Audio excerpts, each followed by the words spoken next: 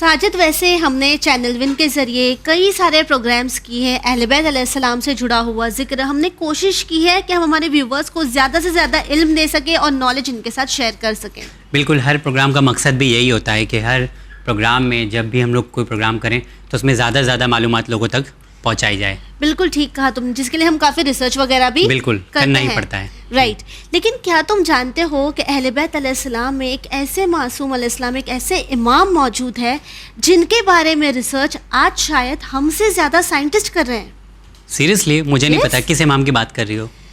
میں اس امام علیہ السلام کی بات کر رہی ہوں جن کی بتائی ہوئی تھیوریز کے بارے میں، جنہوں نے جو سائنٹیفک فیکٹس وغیرہ بتائے تھے ان کے بارے میں آج سائنٹسٹ ریسرچ کر رہے ہیں، اور وہ ساری باتیں صحیح پروف ہو رہی ہے جو امام نے اپنے زمانے میں آلریڈی بتائے تھے. یعنی تمہارا کہنا یہ ہے کہ ایک ایسے امام موجود ہیں جن کے بارے میں ہم سے زیادہ دوسرے ریسرچ کر رہے ہیں. ایگزیکٹلی. اور ساتھ ہی میں یہ بھی کہہ سکتی ہوں ساجد، میں تمہیں ایک چھوٹی سی ہنٹ دوں گی کہ آج ہم چاہتے نا کہ ہمارے بچے جب اپنی اسکول کو پاس آؤٹ کرے تو اچھی اچھی یونیورسٹیز میں جائے جہاں پہ وہ اچھا علم حاصل کر سکے، ایجوکیشن حاصل کر سکے. تو وہیں ہم جس امام کا ذکر کر رہے ہیں ان کی یونیورسٹیز میں سائنس، کیمسٹری، بایولوجی، ایسٹرونومی، ان تمام ٹاپکس پر بچوں کو پڑھایا جاتا تھا. اور ہم یہ کہہ سکتے ہیں کہ اس زمانے میں انہوں نے علم کی بنیاد رکھی تھی، یونیورسٹیز کی بنیاد رکھی تھی. بالکل، میں سمجھ گیا کس امام کی بات کر رہے ہیں، اور مجھے ایسا لگتا ہے کہ شاید ناظرین بھی سمجھ رہے ہیں. بالکل ٹھیک، ہم بات کر رہے ہیں امام جعفر صادق علیہ السلام کی. معزز ناظرین، السلام علیکم ورحمۃ اللہ وبرکاتہ. آپ تمام کا استقبال کرتے ہیں ہم لوگ اس پروگرام چرچا ٹائم میں. آج انشاءاللہ امام صادق علیہ السلام کے حوالے سے گفتگو کریں گے اس پروگرام میں، کیونکہ امام صادق علیہ السلام کی جو زندگی ہے وہ ہم لوگوں کے لیے نمونہ عمل ہے. اور انشاءاللہ آج کے پروگرام سے ہم لوگ، جیسا کہ نیلم نے شروع میں ہی کہا تھا کہ ہر پروگرام کا مقصد ہوتا ہے کہ زیادہ سے زیادہ ہم لوگ معرفت حاصل کریں، علم حاصل کریں.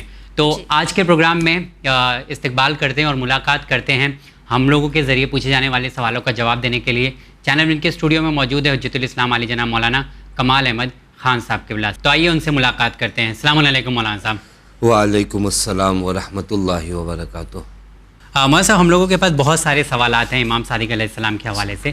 تو سب سے پہلا سوال تو میں آپ سے یہی پوچھنا چاہوں گا کہ جب بھی کسی امام کا نام ہم لوگ سنتے ہیں تو اس کے پیچھے کا مقصد ہم لوگ جاننے کی کوشش کرتے ہیں. تو آج ہم لوگ گفتگو کر رہے ہیں امام جعفر صادق علیہ السلام کے حوالے سے. تو ان کے پیچھے، ان کا جو نام رکھا گیا ہے، اس کے پیچھے کا بھی کوئی مقصد ہوگا، اس کے کوئی معنی یا مطلب ہوں گے. میں چاہتا ہوں کہ اس پر تھوڑا سا روشنی ڈالیں کہ امام جعفر صادق علیہ السلام کے نام کا مطلب کیا ہے اور کیوں رکھا گیا اس نام کو. بسم اللہ الرحمن الرحیم وبہ نستعین وہو خیر المعین. دیکھیے، ابتدا میں عرض کر دوں کہ ائمہ حضرات علیہم الصلاۃ والسلام کا نام عام انسانوں کی طرح نہیں رکھا جاتا. جی. جس طرح ہمارے نام ہوتے ہیں، ہمارے والدین رکھتے ہیں، ہمارے دادا یا گھر کا کوئی اور بزرگ ہمارا نام رکھتا ہے. لیکن اہل بیت علیہم الصلاۃ والسلام کے گھرانے میں نام بھی آسمان سے آتا ہے، یعنی اللہ تعالیٰ کی جانب سے مقرر ہوتا ہے. خود امام جعفر صادق علیہ الصلاۃ والسلام کا نام بھی خداوند متعال کی جانب سے رکھا گیا.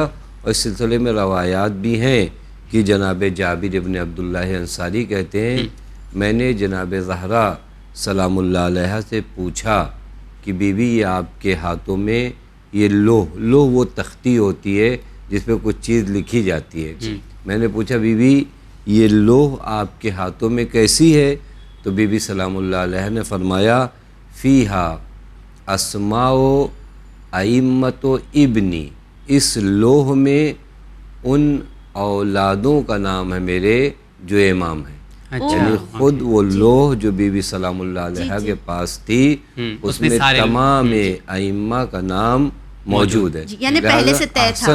پہلے سے طے تھا. اسی وجہ سے ہم نے عرض کیا کہ یہ نام وہ نہیں ہے کہ گھر کے کسی بزرگ نے رکھا، یہ وہ نام ہے جو اللہ تعالیٰ کی جانب سے مقرر کیا گیا ہے. حتیٰ خود پیغمبر سے بھی روایت ہے کہ پیغمبر نے تمام ائمہ کے نام خود بتائے. اور ایک مقام پر پیغمبر نے فرمایا کہ اذا ولدا جعفر ابن محمد، یعنی پیغمبر نے امام کی ولادت سے پہلے فرمایا کہ جب میرا بیٹا جعفر ابن محمد اس دنیا میں آئے گا تو اسے صادق کے نام سے پکارنا. یعنی خود پیغمبر اکرم صلی اللہ علیہ وسلم کی حدیث ہے. نام کے پیچھے کا جو راز، اب ظاہر سی بات ہے کہ بغیر مناسبت کے نام ہمارے یہاں رکھا جا سکتا ہے، کہ ہمیں تو علم و آگاہی نہیں ہوتی کہ ہمارا بچہ آگے چل کر کیا بنے گا، اس کی ڈیوٹی کیا ہوگی، اس کا مقصد کیا ہوگا. اور آج تو بڑے عجیب عجیب نام رکھے جا رہے ہیں سیریل دیکھ دیکھ کے. یہیں پر آپ کے چینل کے واسطے سے کہیں کہ ان ناموں میں بڑا خیال کیا جائے. خود نام کا اثر ہوتا ہے. اچھا. اور اہل بیت علیہ الصلوۃ والسلام سے حسین نام کائنات میں نہیں ہے. زیارت جامع کبیرہ میں ہے کہ فما احلی اسماءکم، اے اہل بیت آپ کے نام کتنے میٹھے ہیں، کتنے شیریں ہیں. یہ نام خود بہت ہی اہم ہوتے ہیں. بہرکیف اگر امام جعفر صادق علیہ الصلوۃ والسلام کے نام کو آپ دیکھیں، جو آپ کا سوال تھا بہت اہم، کہ جعفر کا معنی کیا ہے، یہی سے ہم مقصد بھی سمجھ سکتے ہیں کہ یہ نام حضرت کے لیے انتخاب کیوں ہوا. جعفر عربی لغت میں اس نہر کا نام ہے جو جنت میں ہے. اچھا. یعنی جنت میں ایک نہر کا نام ہے، اس نام کی مناسبت سے حضرت کا نام کیا ہے، جعفر. جی. لغت عربی میں عموماً نہر کو جعفر کہا جاتا ہے. یعنی بعض اہل لغت بیان کرتے ہیں نہر ہوتی ہے اس نہر کو جس میں پانی زیادہ ہو، وہ نہر جس کے اندر وسعت زیادہ ہو، بڑی نہر اگر ہو تو اسے جعفر کہا جاتا ہے. اب اگر اس نام کے معنی کو آپ غور کریے، میں آپ سے سوال کروں کہ نہر کا کام کیا ہوتا ہے؟ اگر پیاسوں کی پیاس کو بجھانا، جہاں سے یہ نہر گزرتی ہے وہاں پر سبز و شاداب چمن کو جو ہے ہریالی دینا، یعنی تمام نہر کا کام در حقیقت زندگی بانٹنا ہوتا ہے. نہر اگر کہیں سے گزرے لوگوں کی پیاس بجھاتی ہے، زراعت ہوتی ہے، چمن سرسبز و شاداب ہوتا ہے، یہ معنی ہے. اب آپ آئیے امام جعفر صادق علیہ الصلوۃ والسلام کی زندگی میں چمن اسلام جب ہر طرف سے دشمنوں نے ساری کوشش کیا کہ اس چمن کو نابود کر دیں، وہاں پر یہ علم کی نہر جب بہی ہے تو اس نے چمن اسلام کو نابود نہیں ہونے دیا، بلکہ اتنا سرسبز و شاداب کر دیا کہ آج 1400 سال بعد بھی ہم اس چمن کے سائے میں بیٹھ کر اس امام کا ذکر کر رہے ہیں. مطلب یہ ایک ایسا دریا علم کا بہا کے جو کوئی سیراب ہونا چاہتا ہے ہو سکتا ہے، اس میں کوئی پابندی نہیں. ابتدا میں بھی انہوں نے یہی کہا کہ یہ دریا ہے، دریا پانی دیکھ کر نہیں پلاتا. ویسے جیسے نیلم نے شروع میں کہا تھا نا کہ اس امام کے جو مطلب یونیورسٹی قائم کی تھی تو ہم سے زیادہ دوسرے لوگ بھی اس سے فائدہ اٹھائے ہیں. دریا پانی آپ کو پوچھے گا نہیں کہ آپ کون ہو، کہاں سے ہو، آپ پیاس لے کر جاؤ دریا پانی پلائے گا. احسن، جو بھی آتا ہے دریا اس کی پیاس کو بجھاتا ہے. بالکل ٹھیک. مولانا صاحب جس طرح آپ نے ہمیں شروعات میں ہی بتایا بی بی فاطمہ زہرا کے واقعے کے ذریعے کہ کس طرح سے اس تختی پر ہر امام کا نام موجود تھا، تو وہی ہمیں اگر کسی کی اہمیت اگر آج دنیا میں پتہ لگانی ہو تو ہم دیکھتے ہیں کہ جو لوگ زیادہ علم رکھتے ہیں وہ ان کے بارے میں کیا سوچتے ہیں. تو وہی اگر ہم بات کریں امام علیہ السلام کی تو یہ دیکھنا ہو کہ پروردگار عالم کی نظر میں یعنی نگاہ قدرت میں امام کی کیا اہمیت تھی، تو کیا اس کے بارے میں بھی کچھ روایات ملتی ہیں؟ احسن، تم یہ سوال بھی بہت اچھا ہے، چونکہ اصل اہمیت اور ارزش اور ویلو کا پتہ تو اسی وقت چلے گا جب خدا کے نزدیک کسی کی عظمت ہو، کسی کی اہمیت ہو. اگر قرآنی آیات کو فقط ان آیات کو لوگ ملاحظہ کریں جو امامت کے بارے میں آئی ہے، اللہ تعالیٰ نے کہا جناب ابراہیم سے کہ ہم تمہیں لوگوں کا امام بنا رہے ہیں، اور جناب ابراہیم نے کہا کہ میری ذریت تک، تو فوراً ایک جملہ کا لا ینال عہدی الظالمین، میرا یہ منصب ظالمین تک نہیں جاتا. یعنی خود منصب امامت بہت عظیم منصب ہے. اگر اس منصب امامت پہ کسی کو فائز کیا جائے تو یعنی کائنات کی وہ ممتاز اور منفرد ذات ہوگی جسے اس مقام پر فائز کیا جاتا ہے. لیکن میں ایک دو مورد عرض کروں تاکہ یہ احساس کیا جا سکے کہ نگاہ قدرت میں کس قدر عالی مقام امام صادق علیہ الصلوۃ والسلام کا ہے.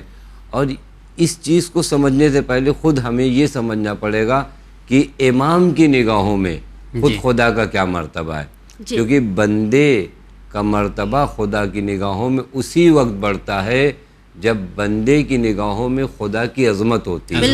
حتیٰ امام جعفر صادق علیہ الصلوۃ والسلام کے بارے میں ملتا ہے کہ حضرت اگر جا رہے ہوتے تھے اور کوئی ایک نعمت حضرت کو حاصل ہوتی تھی تو حضرت سواری سے اتر کر وہیں سجدہ کرتے تھے. حتیٰ بعض اصحاب کہتے تھے مولا گھر جا کر سجدہ کیجئے.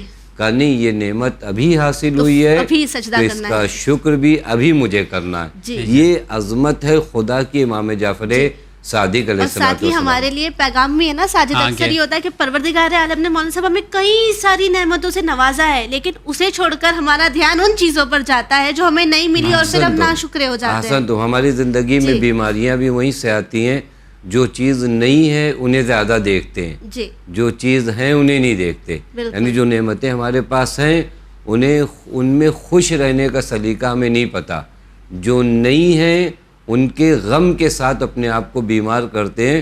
اور یہ زندگی کا وہ برا اصول ہے کہ جہاں پر انسان کے لیے زندگی گزارنا سخت ہو جاتا ہے. اور آج اس چیز کو دیکھا جا سکتا ہے. جی آج یہ چیزوں کو، بہت سی چیزوں کو آپ بہت سی بیماریاں، اسٹریس وغیرہ اگر دیکھیے، نہ ہونے والی چیزوں کے بارے میں زیادہ دھیان ہے. جبکہ اگر خدا نے جو نعمتیں ہمیں دی ہیں انہیں اگر بیٹھ کر شمار کریں تو قرآن کہتا ہے تم شمار بھی نہیں کر سکتے. بیٹھ کے امام جعفر صادق علیہ السلام کی بندگی کا یہ عالم ہے. اب ظاہر سی بات ہے کہ ایسا بندہ ہو تو خداوند کریم کی نگاہوں میں وہ کس قدر باعظمت ہوگا. میں فقط ایک واقعہ پیش کروں تاکہ عظمت امام جعفر صادق علیہ السلام کا احساس کیا جا سکے. علی ابن حمزہ یہ کہتے ہیں کہ حج پر ہم امام جعفر صادق علیہ السلام کے ہمراہ تھے. یعنی اس زمانے میں جب حج کا سفر کیا جاتا تو پیادہ پیدل مہینوں وقت لگتا تھا. یہ کہتے ہیں کہ ہم حضرت کے ساتھ تھے اور ایک ایسی جگہ پر ہم رکے جہاں پر ایک کھجور کا سوکھا درخت، خشک درخت موجود تھا. وہیں پر ہم لوگ قیام کرنے لگے. امام نے کھجور کے درخت سے ٹیک لگائی اور حضرت نے کھجور کو مخاطب کیا، یعنی کھجور کے درخت کو مخاطب کیا اور فرمایا کہ اللہ نے جو رزق ہمارا تیرے اندر رکھا ہے اس سے تو ہماری پذیرائی کر. دیکھیں مرتبہ امام کیا ہے. روایت میں ہے کہ کھجور کی وہ ٹہنیاں جو خشک ہو گئی تھیں وہ دوبارہ تر و تازہ ہوئیں اور امام کے قریب آئیں. یعنی وہ ٹہنیاں جھکی امام کے حضور میں اور امام نے کھجور تناول فرمایا اور اپنے اصحاب سے بھی کہا کہ تم لوگ بھی کھجور تناول کرو. علی ابن حمزہ کہتے میں نے اس سے زیادہ خوش ذائقہ کھجور کبھی نہیں کھائی تھی. حتیٰ وہاں پر ایک بادیہ نشین عرب تھا. اس بادیہ نشین عرب نے جب اس منظر کو دیکھا تو اس نے کہا اس سے بڑا جادو میں نے کبھی نہیں دیکھا. یہ اس کی نگاہ میں جادو ہے، کیونکہ اس کی نگاہوں میں یہ جادو لگ رہا تھا. حضرت نے فرمایا ہرگز یہ جادو نہیں ہے بلکہ یہ خدا کے نزدیک ہمارا مرتبہ اور مقام ہے کہ جب ہم خدا سے دعا کرتے ہیں تو خدا رد نہیں کرتا. اس لیے تو ہم لوگ وسیلہ. بعض روایات میں ہے کہ حضرت نماز پڑھ رہے تھے، ایک آیت کو بہت زیادہ تکرار اور ریپیٹ کیا. بعض اصحاب نے جب اس منظر کو دیکھا امام کی حالت بدلی ہوئی تھی. یعنی ایسا تھا کہ امام کی روح قفس انصری سے پرواز کر جائے گی. جب حضرت دوبارہ اس حالت عام میں آئے تو لوگوں نے پوچھا مولا یہ کیا کیفیت تھی، یہ کیا حالت تھی؟ حضرت نے فرمایا کہ اس آیے کریمہ کی جب میں تلاوت کر رہا تھا میں نے اس قدر اس آیت کو ریپیٹ کیا، تکرار کیا کہ اس آیت کو میں نے اپنے خدا سے سنا ہے. یعنی آواز قدرت. احسنتم، اللہ تعالیٰ نے اس آیت کی تلاوت کیا اور اللہ تعالیٰ نے جس نے قرآن نازل کیا وہ براہ راست امام سے اس آیت کے سلسلے سے اور ذریعے سے خطاب ہو رہا ہے. یعنی اس قدر مقام و مرتبہ امام ہے کہ ذات حق تعالیٰ سے خود آیات کریمات کے ذریعے مخاطب ہو رہے ہیں. بالکل ٹھیک، ماشاءاللہ. تو مطلب اس طرح کے واقعات ہم لوگ سنتے رہتے ہیں کہ امام صادق علیہ السلام کے حوالے سے یہ جو واقعہ تھا کہ مطلب اس میں دیکھا جائے تو کئی پیغام بھی ہے. ایک تو یہ ہے کہ ہم جس طرح سے پڑھتے ہیں وہ ایک دم نارمل طریقہ ہوتا ہے. تو ہمارے لیے ایک ادنا سا جو اہم چیز ہوتی ہے کہ ہم کم سے کم اپنے قرآن پڑھیں تو ہم احساس تو کم سے کم کریں کہ ہم سے خدا بات کر رہا ہے. اور جس دن قرآن پڑھنے والے کو یہ احساس ہو جائے کہ اس سے خدا باتیں کر رہا ہے اس وقت قرآن پڑھنے کا انداز بدل جائے. یہ ایک مطلب اس لیول پہ پہنچ جائیں گے کہ آواز قدرت ہم لوگوں کو یعنی ایسا لگے گا کہ قرآن ہم سے بات کر رہا ہے، کہ قرآن صرف ثواب کے لیے نہیں رہتا خدا وند متعال ہم سے مخاطب ہے. چلیے یہ چیز کہا بھی جاتا ہے نا قرآن سے متعلق کہ قرآن ہمارے سوالوں کا ہمیں جواب دیتا ہے, لیکن مسئلہ یہ ہے کہ ہم اسے اتنی تیزی سے پڑھتے ہیں کہ ہم سمجھ ہی نہیں پاتے. ایکچولی وہ ثواب کے لیے مطلب ایک کلچر بنا آیا ہے, لیکن ہم لوگ نے کبھی مطلب اسے پرابلم کا سلوشن یا اس طرح سے کہ ہمارے مطلب زندگی کے لیے یہ چیز ہے اس طرح سے نہیں سوچا گیا ہے. بہرحال زندگی کے لیے ہی قرآن ہے. مطلب ایک اور سوال, جیسے ہم لوگ بات کریں امام جعفر صادق علیہ السلام کے حوالے سے, تو امام کا نام جو ہے وہ جعفر ہے, ٹھیک ہے, ان کا لقب جو ہے صادق ہے. جب یہ ہم لوگ سوچتے ہیں کہ امام صادق علیہ السلام کو ہی صادق کیوں کہا جاتا ہے, جبکہ ہم لوگ یہ دیکھتے ہیں کہ تمام ائمہ جو ہے صادق ہیں, لیکن اسپیشلی جب امام جعفر صادق علیہ السلام کی بات ہوتی ہے تو صادق کہہ کے انہیں بلایا جاتا ہے. کیا اس کی کوئی خاص وجہ ہے؟ حسن جی, اس کی خاص وجہ ہے. میں ایک روایت نقل کروں, ابو حمزہ صومالی امام سجاد علیہ السلام کے اصحاب خاص میں سے ہیں. جی, انہوں نے مولا سے فرمایا کہ مولا آپ کے بعد جو ائمہ آئیں ان کے نام مجھے بتائیے تاکہ میں گمراہ نہ رہوں, اپنے ائمہ کو جانوں. امام نے اپنے بعد یعنی شروع کیا تمام اماموں کا نام بتانا, یہاں تک کہ جب امام جعفر صادق تک پہنچے تو امام نے فرمایا کہ میری اولاد میں سے ایک جعفر صادق ہے. یہ جملہ کا جو آپ کا سوال تھا, فوراً ابو حمزہ صومالی نے بھی یہی سوال کیا کہ مولا کیا آپ سب صادق نہیں ہو؟ جی, تمام کے تمام ائمہ تو صادق ہیں, یہ خاص کر انہیں صادق کے لقب سے کیوں نوازا گیا؟ جی, تو حضرت نے بڑا حسین جواب دیا. حضرت نے فرمایا کہ ہماری نسل میں سے ایک شخص اور آئے گا جو جعفر کذاب ہوگا. ہمارے ناظرین بھی شاید متوجہ ہو گئے ہوں کہ یہ وہی امام حسن عسکری علیہ السلام کے بھائی تھے جنہوں نے دعوی امامت کیا تھا. حتیٰ امام زمان عجل اللہ تعالیٰ فرجہ شریف نے انہیں پیچھے ہٹایا اور کہا نماز پڑھانے کا حق آپ کو نہیں ہے, میں امام ہوں اور میں نماز پڑھوں. تو یہ لفظ کذاب یعنی جھوٹ بولنے والا, صادق یعنی سچ بولنے والا. تو یہ دو جعفر الگ ہیں کائنات میں, آگے چل کے ایک نہ ہو جائے تو مطلب اس وقت متوجہ کرایا گیا کہ اس لقب سے انہیں نوازا جائے. یہ ایک وجہ ہے جو اس روایت میں بیان کی گئی ہے. دوسری اور بھی بہت وجوہات ہیں تاکہ جسٹیفائی ہو جائے کہ یہ امام سے ہی بات ہو رہی ہے. ذرہ برابر کنفیوژن نہیں ہونا چاہیے کہ کل کے دن جو ہے وہ جعفر آئے اور کسی طرح سے میچ کر جائے نام کے ہی اعتبار سے, حالانکہ کردار کے لحاظ سے مطلب سوچنے کی بات ہے. دیکھیے ہم لوگ 11ویں امام کی بات کر رہے ہیں, ٹھیک ہے, اور ان کے بھائی آپ نے بتایا, جی ٹھیک ہے, اور لیکن اس سے پہلے چھٹے امام کا نام امام جعفر صادق علیہ السلام ڈیسائیڈ ہو گیا. تو یہ بہت دور کی پیشن گوئی ہمیشہ دین نے انبیاء اور ائمہ کی نسبت ذرہ برابر کنفیوژن نہیں رکھا کہ کوئی یہ کہہ سکے کہ ہم نے امام کو نہیں پہچانا, ہم نہیں جانتے تھے حق کس کی جانب ہے, ہم نہیں جانتے تھے باطل کون ہے. دین میں بہت واضح لفظوں میں, حتیٰ یہ صادق کا جو لقب ہے نا خود امام کے لیے ایک یہ مناسبت ہے, دیگر یہ کہ امام کو احیاء دین کرنا ہے, اور اس وقت آپ کی صداقت کا جو جلوہ ہے وہ زیادہ منظر عام پہ آنا چاہیے, چونکہ ہر امام کی اپنے زمانے میں خاص ذمہ داری ہوتی ہے. حتیٰ میں یہیں پر آپ کے پروگرام کے ذریعے ایک چیز عرض کروں کہ ائمہ کے القاب پہ غور کیا کیجئے, چونکہ ائمہ کے القاب ان کی ذمہ داریوں کی خبر دیتے ہیں کہ کس امام کی ذمہ داری اس کے دور میں کیا ہے. اگر آپ سمجھنا چاہیں تو بہترین طریقے سے ائمہ کے القاب سے سمجھا جا سکتا ہے. امام کو زیادہ سے زیادہ روایات بیان کرنی ہے پیغمبر سے, لہٰذا صداقت کی جو تجلی امام کے وجود سے ہونا ہے, اور دشمن اور دوست سب اس بات پر اتفاق کر جائیں تاکہ کوئی بہانہ کسی کے لیے رہ نہ جائے. اچھا, صداقت کو عام کرنے کے لیے بھی امام نے اپنے چاہنے والوں کی نسبت بھی بعض روایات میں ابو علا امام کے اصحاب میں سے فرماتے ہیں جب بھی میں امام کے گھر جاتا تھا امام کی ملاقات کو, اور جب وہاں سے نکلتا تھا تو حضرت رخصت کے وقت, الوداع کے وقت, یعنی جب ہمیں کہتے تھے جاؤ, یعنی آخری وقت جب ہم اپنے مہمانوں کو چھوڑتے ہیں تو حضرت ان کو وصیت کرتے تھے علیک بالصدق, تمہارے پر واجب ہے کہ ہمیشہ سچ بولنا. یعنی حضرت نے اپنے چاہنے والوں کو بھی نصیحت کرتے تھے ہمیشہ. یعنی یہ ایک ایسا پیغام ہے جو اس وقت بھلے ہی امام نے دیا ہو, لیکن یہ پیغام آج بھی ہم اپلائی کر سکتے ہیں کہ ہمیں ہمیشہ ہی سچ بولنا ہے. بے شک. اور اسی طرح ہم نے کافی بار حدیثوں میں دیکھا بھی ہے ساجد کہتے ہیں نا کہ جھوٹ سارے گناہوں کی چابی ہے. تو وہیں امام نے کلیئر کر دیا کہ ہمیں ہر بار سچ بولنا ہے. اور ایک جو سچا انسان ہوتا ہے مولانا صاحب وہ زندگی میں کامیاب ہوتا ہے.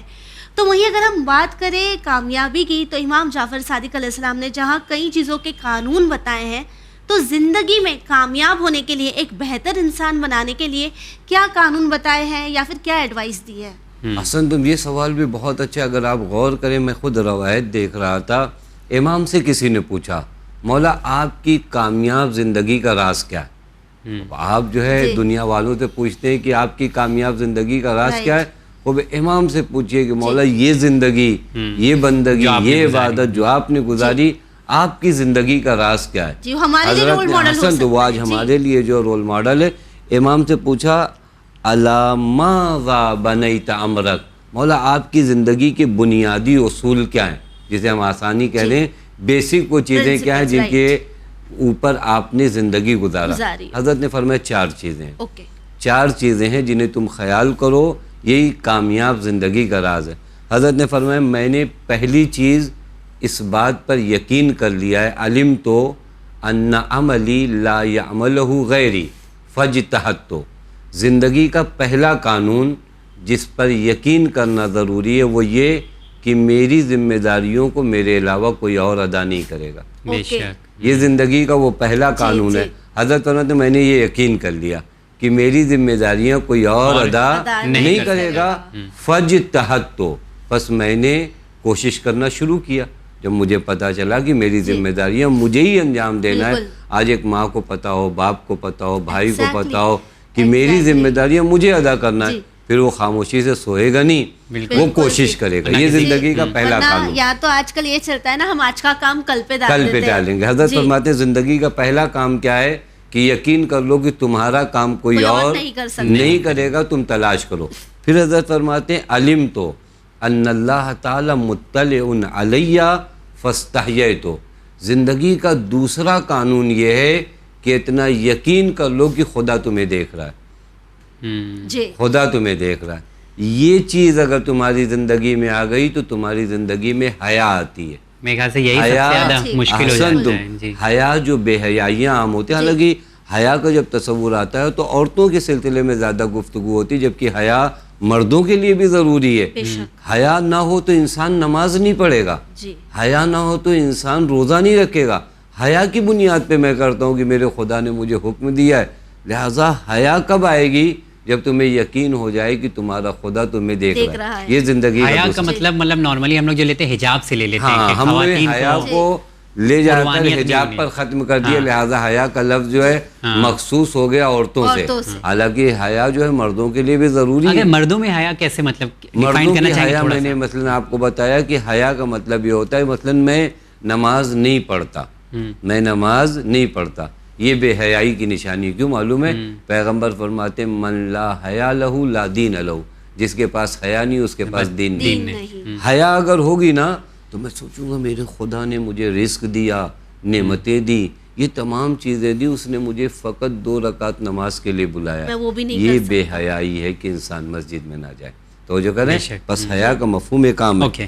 تیسرا قانون جو زندگی کا ہے بہت اہم قانون, حضرت صلی اللہ علیہ وسلم علم تو انا رزقی لا یاکلہ غیری فاطمئننت. مجھے یہ یقین ہو گیا ہے کہ میرے حصے کا رزق کوئی اور نہیں کھائے گا, لہذا میں مطمئن ہوں. 3 قانون ہو گئے. چوتھا قانون جو ہماری زندگی کو سعادت بھری زندگی بناتا ہے, علم تو ان آخر امری الموت فاستعددت. مجھے یقین ہو گیا ہے کہ میرا انجام موت ہے. میں کچھ بھی بن جاؤں, ڈاکٹر, انجینئر, مرجع, آیت اللہ, جو دل چاہے بن جاؤ, آخر میں کیا ہے؟ موت ہے. فاستعددت. جب مجھے یقین ہے کہ میرا انجام موت ہے تو میں تیاری کر رہا ہوں. بس یہ زندگی کے 4 اصول مجھے یقین ہو جائے کہ مجھے میرا خدا دیکھ رہا ہے, میرا کام کوئی اور نہیں کرے گا, میرا رزق کوئی اور نہیں کھائے گا, اور میرا انجام موت ہے. یہ 4 یقین, انسان کو ایکٹیو کرتے ہیں اور ایک کامیاب زندگی بے کی شک، جانب لے جاتے ہیں۔ بالکل ٹھیک. اگر یہ وہ چیزیں نا ساجد جو ہم سوچ لیں مان لیں نا تو اپنی زندگی ہمیشہ ہی آسان ہو جائے گی. تاکہ آج جو ہم سنتے ہیں کہ لوگوں میں ڈپریشن ہے، اسٹریس ہے، اس کی ایک وجہ یہ ہوتی ہے کہ ہمیں اپنا کام خود کرنا نہیں ہوتا اور دوسرا ہم responsibility سے بھی رزق کے لوگ پیچھے پیچھے. بھاگتے ہیں، ہاں، اپنی بالکل. رسپانسبلٹیز کو نہیں لیتے نہیں اور لیتے پھر ہیں. اسٹریس میں آتے ہیں. کوئی ریڈی نہیں ہوتا ہے کہ نہیں یہ میری ذمہ داری ہے. اور اگر کبھی کبھی ایسا بھی ہوتا ہے نا کہ رسپانسبلٹی پتہ ہوتا ہے کہ ہماری ہے جی. لیکن ہم دور جاتے ہیں کہ ہمیں کرنا نہ پڑے. کرنا نہ پڑے، بالکل. بہرحال مولانا صاحب آج کی گفتگو بہت اچھی رہی امام صادق علیہ السلام کے حوالے سے. انشاءاللہ اگلے ایپیسوڈ میں پھر ہم لوگ آپ سے ملاقات کریں گے انشاءاللہ. اور امام جعفر صادق علیہ السلام کے حوالے سے ہی گفتگو کریں گے کیونکہ ان کی جو زندگی ہے اور انہوں نے جو کام کیا ہے وہ مطلب بہت کم انفارمیشن ہم لوگوں کے پاس ہے. ہم لوگ سنتے تو رہتے ہیں لیکن اگر ہم لوگ سیریز کریں گے تو انشاءاللہ کئی اور چیزیں نکل کر آئیں گی انشاءاللہ. تو ساجد ہم یہ کہہ سکتے ہیں کہ ہمارے ویورز ہم آپ سے ریکویسٹ کریں گے کہ ہمارے اس پروگرام کو ضرور دیکھیں تاکہ ہم کوشش کریں گے کہ ہم امام جعفر صادق علیہ السلام کی زندگی کے اور پہلوؤں پر نظر ڈالیں اور خاص کر سائنس اور ٹیکنالوجی کے بارے میں بات کریں. تو اسی کے ساتھ ہمیں دیجیے اجازت، پر بنے رہیے چینل ون کے ساتھ پیغام انسانیت. شکریہ.